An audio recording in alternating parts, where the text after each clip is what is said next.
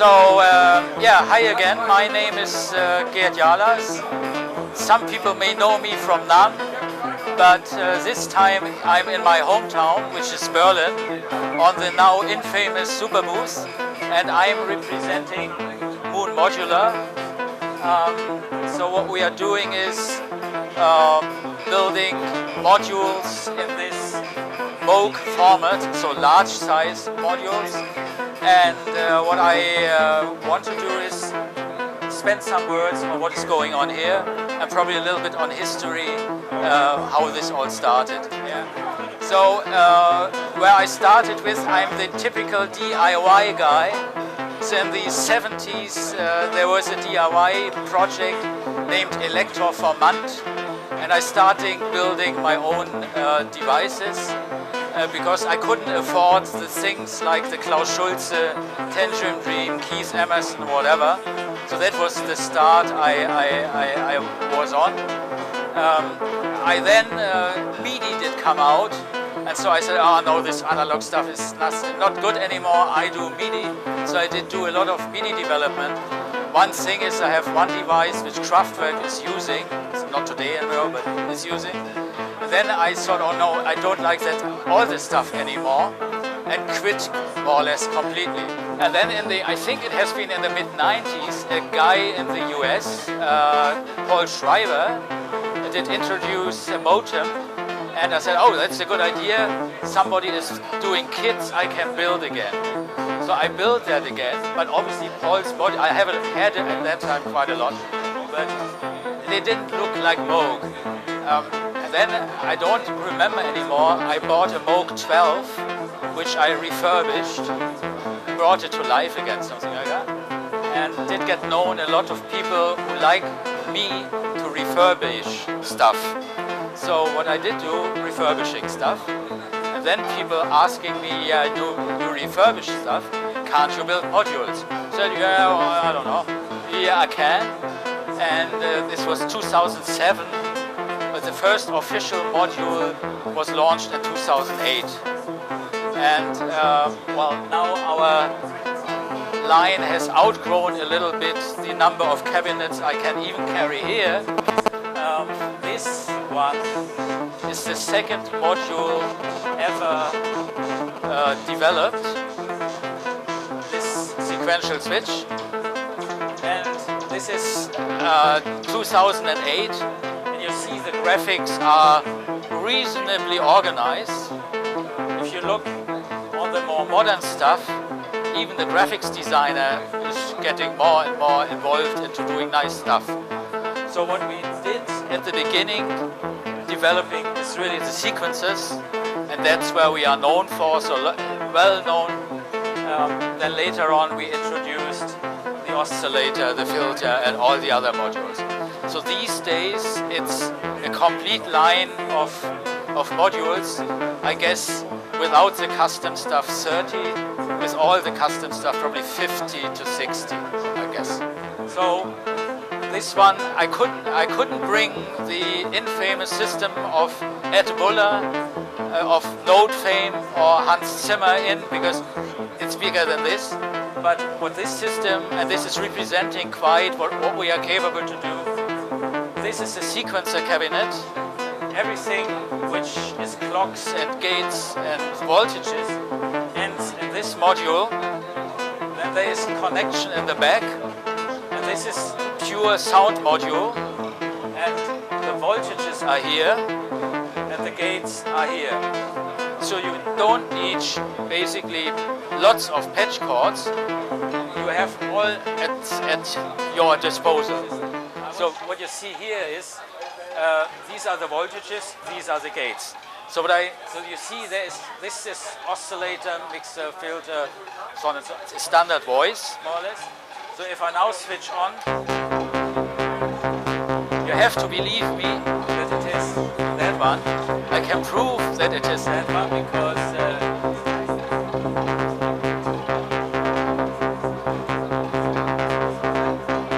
it's that one.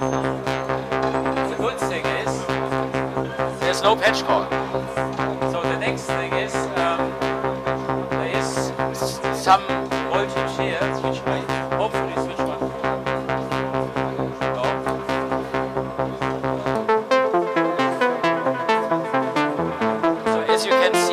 not what you typically have. If you want to dry shirts at the outside, you have these long wire lines, and when you put the shirts on, in the modular synthesizer world, you either have long wires or 50 multiplays where you go with small patch cords. The good thing is you don't need that. So if I have that one, and this is adding up, so that one I have to take care of. So you see that? The other one is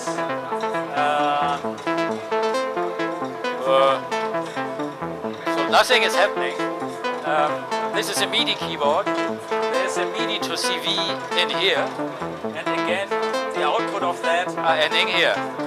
So if I now, I have to be careful.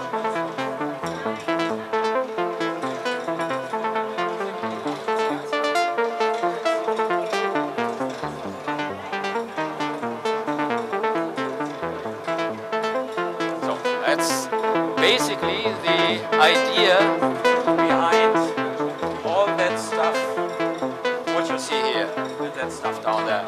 And this, we are the only ones doing that. So again, there are not a lot of patch cords, but you still have a lot of patch points, but there's a hell of a lot of wiring behind there, so that for a basic setup, you are already quite good, well set. Just switch it off. So what we have here is a dual oscillator. So it's two oscillators with a couple of waveforms. This is a mixer for that one, so I can switch it on.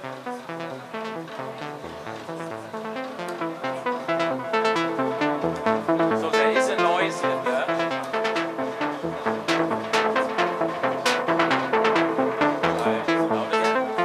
There are some functions on this one, so everything is reversible attenuators, so you can modulate whatever you want to modulate. There is a sync, a hard sync. It is actually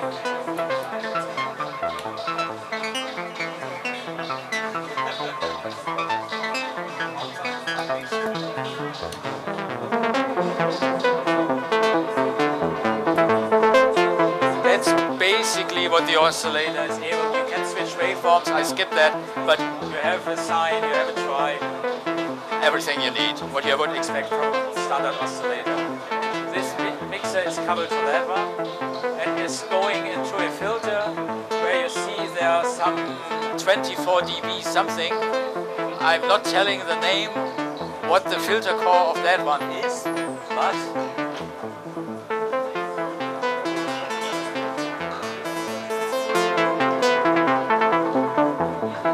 people may guess what that one is all about. Again, there's something, because yes, I thought, well, it's a good filter, so it's good for the sound, people expect to have it. There's something in addition that the circuitry allows it, so I can select the slow, basically the role of the filter. It's not easy in this environment to distinguish between them, but it's possible. And there's a VCA is in there too. So you already have a built typical combination you need, a filter and a VCA. It's just within one module, so saves a little bit space.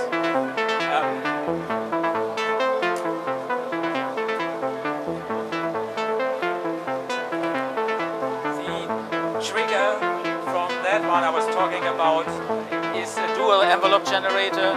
It's that one which is delivering the envelopes to the filter and the VCA. So pretty standard. There's some, but I guess sometimes it's useful to just have some pretty basic envelope generators, just two of them. Because what a lot of people are doing is I take an envelope for the filter, I take an envelope for the VCA. So even if you are saying, okay, I need to buy all this, you don't. You can start very basic, and obviously, if you are not careful, you end up with something like that, or even walls of that. So our module line is 100% compatible with synthesizers.com. There's the same power connector. We are not using 5 volts, but anyhow, it's completely compatible. He is using the same size of the panel. It's a different process.